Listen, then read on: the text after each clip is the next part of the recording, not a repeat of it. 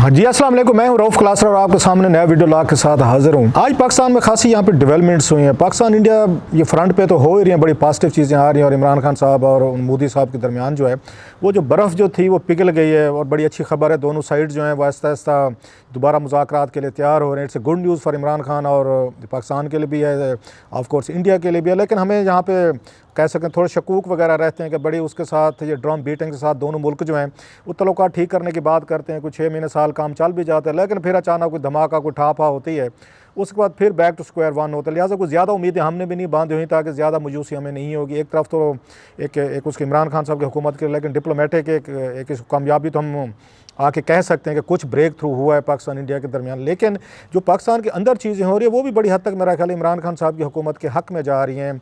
2-3 चीज़ें ऐसी हुई हैं जिसका उनको मेरा ख्याल है बड़ा पॉलिटिकली तौर पर बड़ा फ़ायदा होगा। और जो इमरान खान साहब की हुकूमत लग रही थी कुछ दिन पहले तक, अगेन जब यहाँ पे आपको याद सैनेट के इलेक्शन हो रहे थे, यूसुफ रज़ा गिलानी साहब की वहाँ पर फतह हुई, उनकी सैनेट सीट से हुई। फिर चेयरमैन इलेक्शन का ये सैनेट इलेक्शन जो था वो बड़ा इंतहाई नैरो था, इमरान खान साहब की हुकूमत वहाँ से भी जीत गई। एक लेकिन लग रहा था कि बहुत सारे वहाँ पे इमरान खान साहब के अपने अंदर जो है एक उनकी हुकूमत के अंदर जो है बहुत सारे क्रैक्स आ चुके हैं और शायद आज गई कल गई वाला हिसाब हो चुका था। और ख़ुद इमरान खान साहब की एक अपनी भी राय थी कि शायद मेरे अंदर लोग जो हैं बगावत कर चुके हैं, वोट वगैरह उनके वो बेच चुके हैं या उन्होंने वोट उनकी पार्टी को डाले नहीं है। सो एक उसकी आप कह सकते अनसर्टेनिटी की सिचुएशन थी। ऑल ऑफ सडन चीज़ें जो है वो बेहतर होना शुरू हो गई इमरान खान साहब के लिए। बड़ी खबर तो ये आई है, एक आज की जो खबर है, यूसुफ गिलानी साहब जो हैं वो इस्लामाबाद हाई कोर्ट गए थे। वहाँ से हाई कोर्ट ने उनकी दरख्वास्त जो थी पटिशन को एंटरटेन करने से इनकार कर दिया। उन्होंने कहा जनाब ये हमारा काम नहीं है, अब पार्लियामेंट के मामलात हैं, पार्लियामेंट में बैठ कर इसको तय करें। लिहाजा वहाँ से जो एक पहला स्टेप था वो तो उस पर हुकूमत को कामयाबी हुई। अब इसके बाद देखना ये दूसरा स्टेप जो है तो क्या वो सुप्रीम कोर्ट ऑफ पाकिस्तान में जाते हैं, चैलेंज करते हैं इसको अगेन इसकी रिव्यू के लिए, या सुबह एक उसमें जाते हैं, वहाँ से उनको क्या यूसुफ रज़ा गिलानी साहब के कैंप जो है इनको क्या रिस्पांस वहाँ से मिलता है। देखना होगा कि इसके बाद क्या फ़ैसला करते हैं। ये तो एक उसकी दूसरी चीज़ है। मेन जो तो एक इसके अलावा जो चीज़ थी मेरा ख्याल इमरान खान साहब के लिए बड़ा ख़तरा था, वो PDM का बड़ा ख़तरा लग रहा था। और जिस तरीके से PDM के अंदर एक वहाँ पर लड़ाई हुई है और ये बहुत सारे लोगों के लिए हैरान कौन है मेरा ख्याल है जो इसको पॉलिटिक्स को कवर करते हैं वो इतनी जल्दी उनके जहनों में नहीं था कि PDM जो है इस तरह टूट जाएगी। टूटने से मुराद है वो तो कह रहे हैं जी नहीं टूटी, कोई दरमियान में लोग हैं वो कोशिश कर रहे हैं कि थोड़ा सा इसको पैचअप किया जाए। लेकिन उन्होंने यहाँ पे जो गोलाबारी की है एक दूसरे पे, मरियम साहबा ने और बिलावल ने आके उन्होंने किया और उनके हामियों ने या उनकी पार्टी के लोगों ने एक दूसरे को उन्होंने टांट्स उन्होंने करने शुरू कर दिया। अगरचे पाकिस्तानी सियासत में कोई यहाँ करैक्टर, यहाँ पे किरदार, इंटेग्रिटी कोई रहे तो नहीं कि ना हम इसकी कोई अब उनसे तवक्को रखते हैं, लेकिन एक थोड़ी सी आप एक आप कह सकते हैं इतना जल्दी हमें ये नहीं था कि मरियम और बिलावल जो हैं वो पिछले 2-2.5 साल से जिस तरह के इकट्ठे वो यहाँ पे वो पूरी कैंपेन चलाए हुए थे, इकट्ठे उन्होंने गिलगित में गए, वहाँ पे उन्होंने आके इलेक्शन लड़े, फिर यहाँ पे प्रेस कॉन्फ्रेंसेस की, फिर इसके बाद वो आपको याद होगा बेनज़ीर भुट्टो साहबा की बरसी पर गई, फिर ये जो बिलावल जो हैं ये वहाँ पर गए, आपको याद होगा रायमंड गए थे और इन्होंने बहुत सारी प्रेस कॉन्फ्रेंसेस भी इकट्ठे की थी। सो लोगों को ये तवक्को नहीं थी कि ये दोनों जो हैं नौजवान हैं माशाल्लाह, अब इस पर तो ये इस तरह का कोई काम जो है वो करेंगे। तो क्या के एल्डर्स जो हैं वो भी इसमें शामिल हैं? क्या नवाज शरीफ साहब के भी इसमें मंशा शामिल है? जरदारी साहब भी यही चाहते हैं। लिहाजा बिलावल को उन्होंने भी कहा है कि आप भी डट जाएं, और उधर से उन्होंने नवाज शरीफ साहब ने कहा है इसको कि मरियम साहबा को कि आप भी डट जाएं।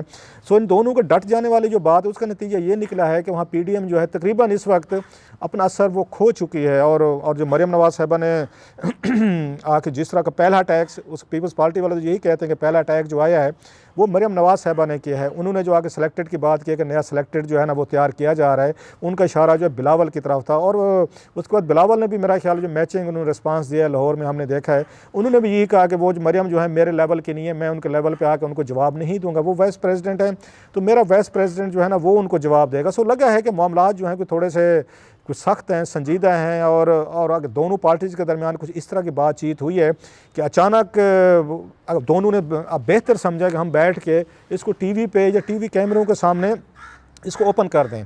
एक तो वही है जो मैं पिछले ब्लॉग में आपको कह चुका था कि नवाज शरीफ साहब को जब फ़ोन किया था जरदारी साहब ने तो उन्होंने इनसे फ़ोन पर बात उन्होंने नहीं की थी, क्योंकि उनको ये लगता था कि सेनेट इलेक्शंस के बाद ये जरदारी साहब जो हैं उन्होंने कोई अपनी पार्टी के मामलात जो हैं वो सही तरीके से उनके साथ नहीं चले। और सबसे बड़ा वो जो कह रहे थे कि बस डुआ डाई कर लें और फौरी तौर पर इस्तीफ़े दे दें, उनको ये लगा कि जरदारी साहब इनकार करके बेसिकली इमरान खान साहब और इस्टेब्लिशमेंट को स्ट्रॉन्ग कर रहे हैं। और उनके बारे में जरदारी साहब के बारे में हमेशा मशहूर रहता है डील मेकर हैं, उनको कहीं से मौका चाहिए, सिचुएशन क्रिएट करनी होती है जहाँ से दाव लगता है, हाथ लगता है, वो कोई ना कोई अपना पॉलिटिकल फ़ायदा वो देख लेते हैं। लिहाजा नवाज शरीफ साहब के हामी जो हैं या उनका ग्रुप है वो यही समझता है कि अभी भी उन्होंने यही कुछ किया है कि वो आके इमरान खान साहब या एस्टैब्लिशमेंट को तंग नहीं करना चाहते, और नवाज शरीफ साहब बिल्कुल चाहते हैं कि हम जाएँ, जलसा जुलूस करें, पार्लियामेंट छोड़ें, ये आप उस पंजाब असम्बली छोड़ दें, यहाँ पे अब नेशनल असम्बली छोड़ दें, और प्लस आप वो जो है यहाँ पे आप उसका कह सकते हैं आप सिंध हुकूमत छोड़ें। भाई अगर सारी चीज़ें छोड़नी थी फिर सेनेट का इलेक्शन क्यों लड़ा गया, मुझे इसकी समझ नहीं आ रही। फिर नवाज शरीफ साहब को फिर सेनेटर्स अपने इलेक्ट नहीं करवाने चाहिए थे। ये बड़ी अजीब किस्म की सियासत खेली जाती है कि सेनेटर्स तो बड़े अच्छे हैं क्योंकि 6-6 साल के लिए होने हैं, तो उसको आप इलेक्ट करवा लें, उनसे इस्तीफ़ा ना दिलवाएं। वो जो आपने 5 लोग अभी आपने करवाएं, ऑलरेडी आपके पास 17 हैं वहाँ पर हाउस में, फिर 17 लोगों से भी होना चाहिए वहाँ पर, उनसे भी इस्तीफ़े दिलवाएं, बल्कि इलेक्शन नहीं लड़ना चाहिए था। आप उस वक्त जरदारी साहब को कहल करते जनाब हम सेनेट का इलेक्शन नहीं लड़ते, आपने सेनेट का इलेक्शन भी लड़ लिया, आपने बंदे भी रखवा लिए, उसके बाद आपने सेनेट का ये वोटिंग प्रोसेस में भी शरीक हो गए, चेयरमैन का इलेक्शन भी लड़ लिया।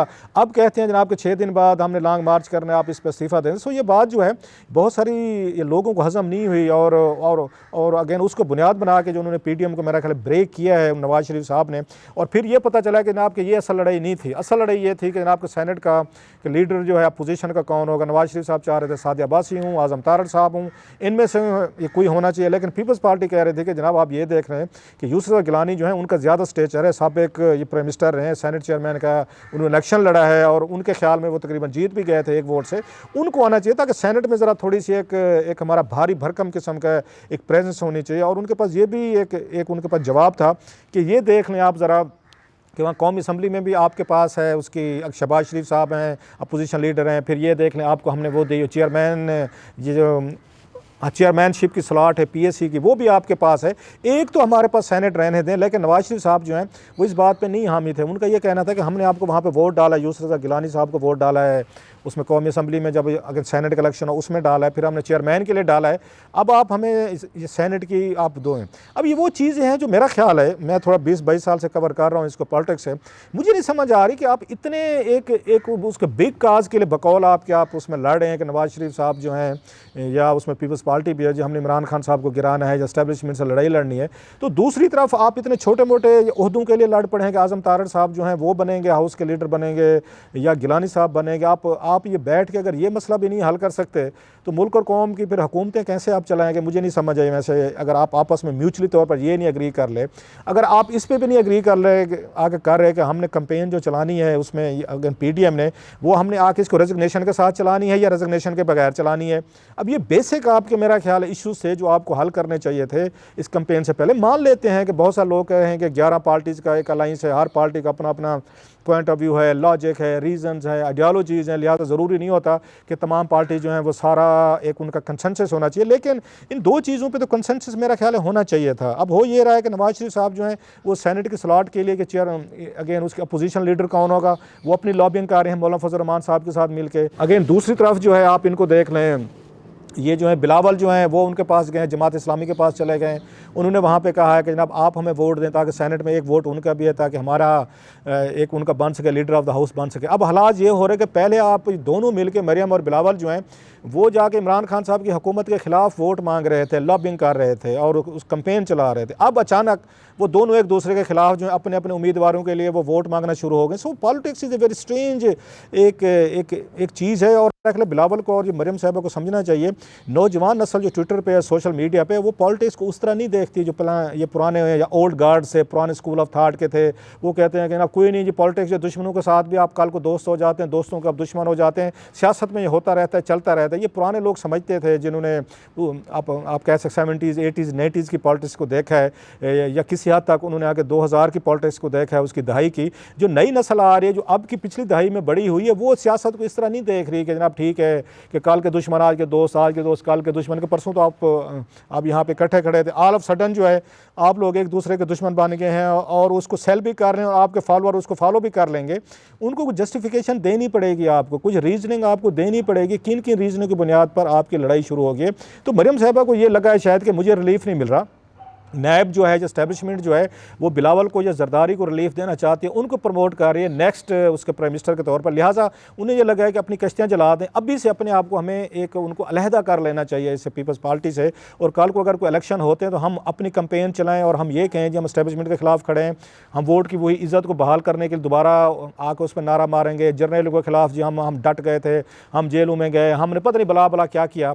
तो ये उनका नैरेटिव अभी से बनाने की कोशिश कर रहे हैं कि कल को अगर इलेक्शन होते हैं, चाहे जब भी हूँ, तो हम ये पीपल्स पार्टी से अलहदा नज़र आने चाहिए। इमरान खान की पोजीशन है इस्टेब्लिशमेंट की, वो नज़र आनी चाहिए कि ये नवाज़ लीग अपोजिशन है, मरियम नवाज़ अपोजिशन है, ये बिलावल या जरदारी अपोजिशन नहीं है, इमरान खान अपोजिशन है। इमरान खान साहब तो खुद उसमें से आ रहे हैं, उस हुकूमत में से आए हैं कि वो इलेक्शन लड़ने के लिए।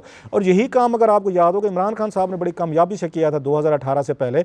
उन्होंने अपने आप को एक उन्होंने पेश किया था पूरी कौम के सामने कि इस वक्त अगर यहाँ नवाज शरीफ साहब की हुकूमत का कोई बड़ा कोई यहाँ पे अपोजिशन कर रहा है, मेन अपोजिशन है, तो वो मैं हूँ, PTI है, और इसका उन्हें फ़ायदा हुआ। और ये स्ट्रेटजी उनकी कामयाब रही थी इमरान खान साहब की कि उन्होंने अपने आप को यहाँ पे आसिफ अली जरदारी और नवाज शरीफ के खिलाफ अकेला अपोजिशन के तौर पर पेश किया।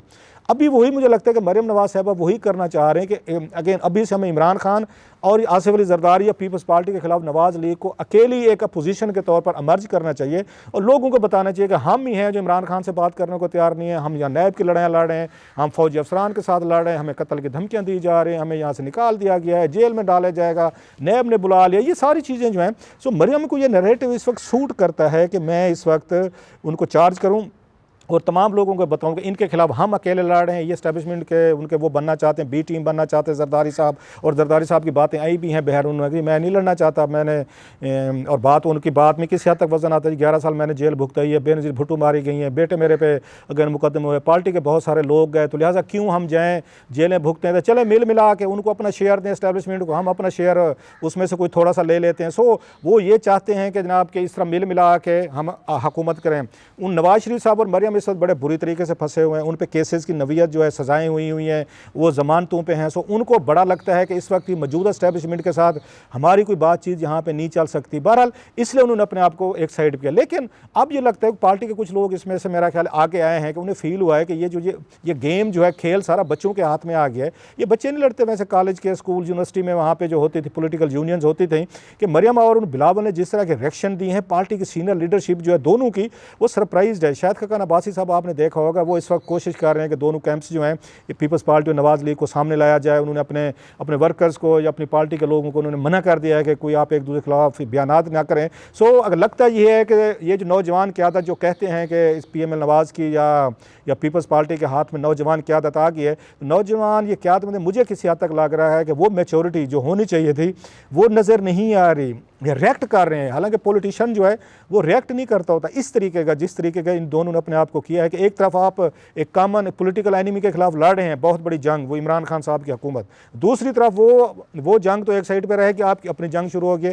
और डेफिनेटली एक बड़ा अच्छा काम किया इन्होंने यहाँ PTI ने कि इन्होंने खामोशी इख्तियार की, ज़्यादा इसमें झगड़े में पड़ने की इन्होंने कोशिश नहीं की। That's very wise of PTI कि इन्होंने कहा कि लड़ने दें इनको, एक दूसरे के जो दाल इनकी जूतों में बट रही है बटने दें, हम दरमियान में भी नहीं पड़ते। अगर ये पढ़ते तो शायद फिर ये गुफ्तगू जो है या बातचीत है दोनों ये कैंप्स में पीपल्स पार्टी नवाज लीग की, वो शायद ठंड पड़ जाती। लिहाजा उनके ना पढ़ने से ये हुआ है कि ये गोलाबारी जो है वो दोनों साइड से वो जारी है, अगरचे उसको डैमेज कंट्रोल को करने की कोशिश की जा रही है। सो इमरान खान साहब के कहने का मतलब ये है कि इस वक्त उनकी मुश्किलात जो हैं बड़ी हद तक वो काबू में आ रही हैं। जैसे मैंने कहा, वो सितारे जो कुछ उनके गर्दिश में थे कि गिलानी साहब का दोबारा उनकी पटिशन का रिजेक्ट हो जाना, मरियम और बिलावल का लड़ पड़ना, फिर उसके बाद नैब ने बुला लिया है मरियम को, इस पर भी बाद में अलहदा स्पेशल इस पर बात करेंगे। और इस वक्त ये जो है मेरा ख्याल इमरान खान साहब की हुकूमत जो है वो बेहतर उसमें सिचुएशन में यकदम ये सिचुएशन उनके हक़ में बदल गई है।